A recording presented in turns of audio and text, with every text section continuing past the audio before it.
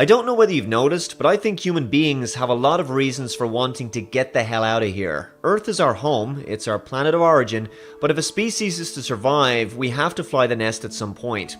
Putting the fate of our future and all our eggs in one basket is probably not a good idea long term.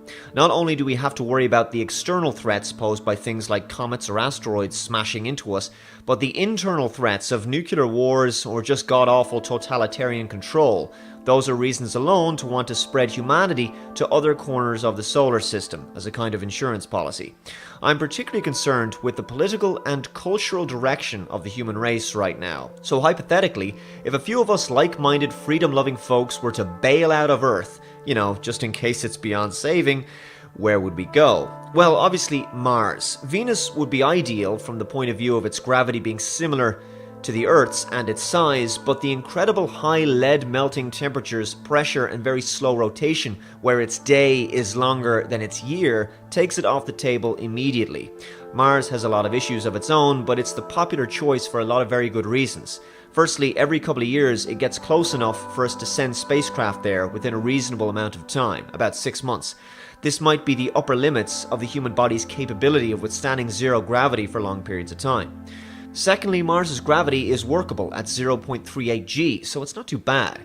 It's super cold there, but its max surface temperatures can reach 20 degrees Celsius, 68 Fahrenheit along the equator. Our equipment can operate pretty well under Martian conditions. Also, its day-night cycle is 24 hours and 40 minutes, which is unbelievably close to Earth's day.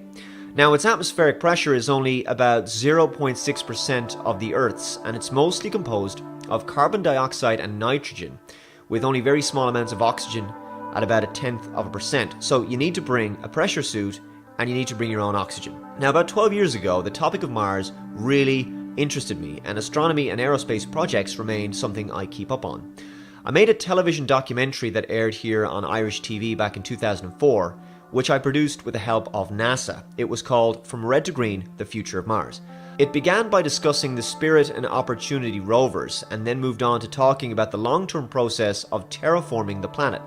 Terraforming is the process of turning a barren world into a habitable, Earth-like one, with an atmosphere and conditions conducive to liquid water being stable and sufficient oxygen to allow plants, trees, and animal life to live.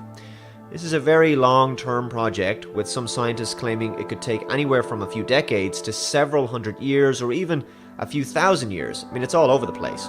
But suffice to say, even if it was just to take us 1 century, it's quite a demoralizing timescale, probably longer than most people would be willing to invest in. We could certainly get the process started, but it would only be future generations that would benefit long term.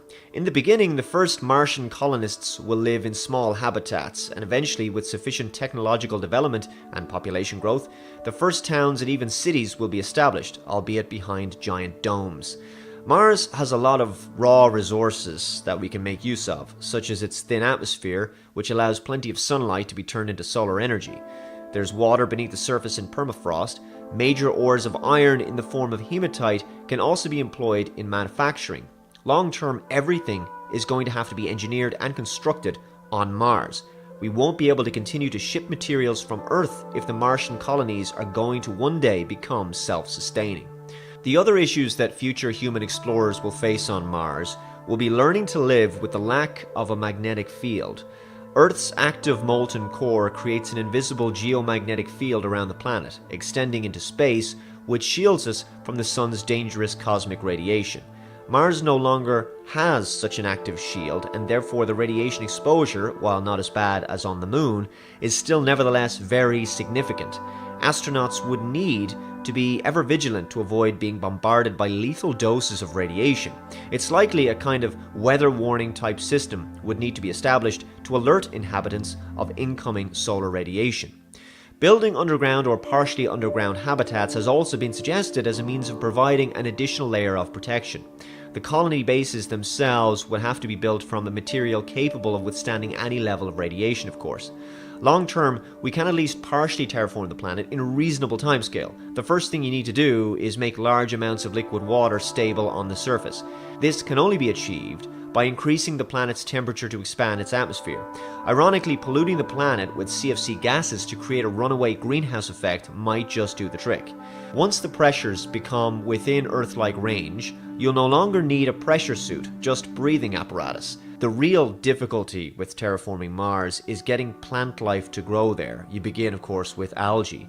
Now, they will not do it without oxygen, so finding a way of getting sufficient amounts of oxygen into the atmosphere will need a major technological breakthrough. Furthermore, we just really don't know if the terraforming project is truly viable. The reason for this is, we know that Mars had a much more Earth-like environment and appearance. It had vast oceans, it was warmer and far more hospitable to what it is today. So what happened to that Mars? What killed this planet? Well, the magnetic field likely died first because the liquid core cooled over many millions of years. It actually cooled faster than the Earth's magnetic field is currently cooling now because Mars is a smaller planet. As this happened, some think that the continuous exposure to solar winds just bombarded the planet to such an extent that it gradually blew the atmosphere away into space. Without a magnetic field, the same thing may happen again on Mars. If we do manage to terraform it, how long will it last before it gets blown into space again?